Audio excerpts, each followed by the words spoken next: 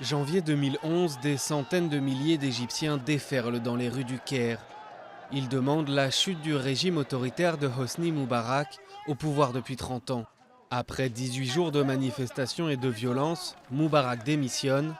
Mais pour les jeunes activistes comme Mustapha, dentiste au Caire et ancien député de l'opposition, le régime aujourd'hui en place a accru la répression par rapport à l'ère Moubarak.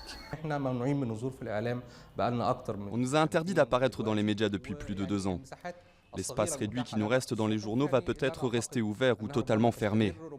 Mais mon devoir et ma responsabilité est de parler de ce en quoi je crois, que le régime l'apprécie ou pas. Car en fin de compte, notre combat était pour la démocratie, et la démocratie n'a pas été mise en place jusqu'à ce jour.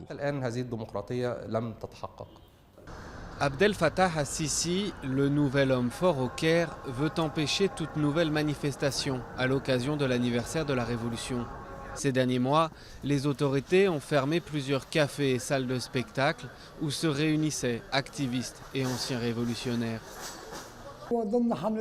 Ça fait partie d'une campagne agressive d'arrestation et de fermeture des lieux liés à la Révolution. La culture de la Révolution était dans ces endroits, que ce soit les écrivains, les acteurs, les artistes qui ont participé à la Révolution depuis le début. Les lieux comme Town House et Rawabet, ou Mérite, c'était là où ils jouaient, et ils restaient ouverts pendant la Révolution.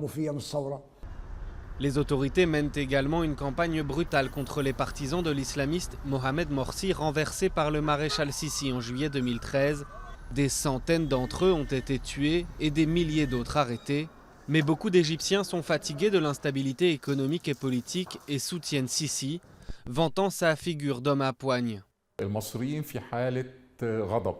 Les Égyptiens sont en colère et ne sont pas satisfaits. Les conditions de vie empirent chaque jour. L'espoir en l'avenir est très flou.